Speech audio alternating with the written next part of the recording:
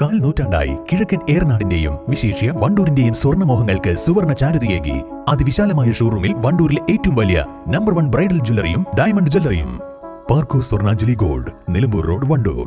കല്യാണം, സൽക്കാരങ്ങൾ, മറ്റ് ആഘോഷങ്ങൾ എന്നിവയ്ക്ക് ആവശ്യമായ അരികൾ, പലചരക്ക് സാധനങ്ങൾ എല്ലാം മൊത്തമായും ചില്ലറയായും മറ്റെവിടെയും ലഭിക്കാത്ത വിലക്കുറവിൽ ഇവിടെ ഒരുക്കിയിരിക്കുന്നു. New Kurikkal stores, Wandoor.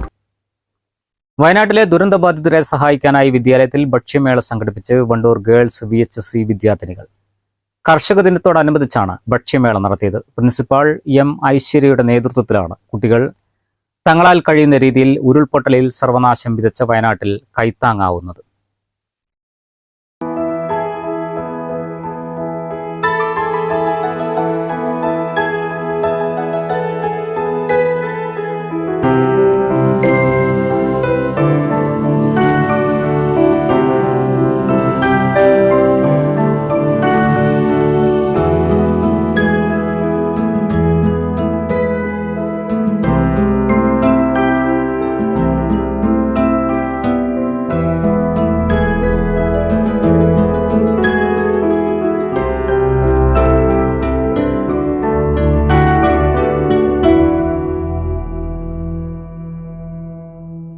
Girls vocational higher secondary വിഭാഗം NSS യൂണിറ്റിന്റെ നേതൃത്വത്തിലാണ് കർഷക ദിനാചരണവും ഭക്ഷ്യമേളയും നടത്തിയത്. കർഷക ദിനാചരണത്തിന്റെ ഭാഗമായുള്ള വൊക്കേഷണൽ എക്സ്പോയിൽ ഫ്ലവർ അറേഞ്ച്മെന്റ്, ബൊക്കെ, കൊക്കിടമ, ജൈവ കീടനാശിനികൾ, കാർഷിക ഉപകരണങ്ങൾ മുതലായവയുടെ പ്രദർശനവും സംഘടിപ്പിച്ചിരുന്നു. ഭക്ഷ്യമേളയുടെ ഭാഗമായി സംഘടിപ്പിച്ച പ്രദർശനത്തിലും വിൽപ്പനയിലും ഷവർമ മുതൽ ഫ്രൂട്ട് സലാഡ് വരെ ഭക്ഷണപ്രേമികൾക്കായി ഉണ്ടായിരുന്നു.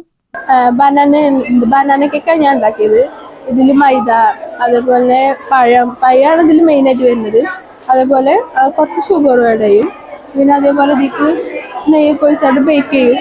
കഴിഞ്ഞിട്ട് അതിൻ്റെ മേലെ ബേക്ക് ചെയ്ത് കഴിഞ്ഞ ശേഷം അതിക്ക് ഡെക്കറേഷൻ വേണ്ടി നമുക്ക് കശുവണ്ടിയും അതേപോലെ ഉണക്കമുന്തിരിയൊക്കെ ഒന്ന് റോസ്റ്റ് ചെയ്തതിന് ശേഷം അതിൻ്റെ മേലിട്ട് ഡെക്കറേഷൻ ചെയ്ത് ഒന്നുകൂടി റെഡിയാക്കി.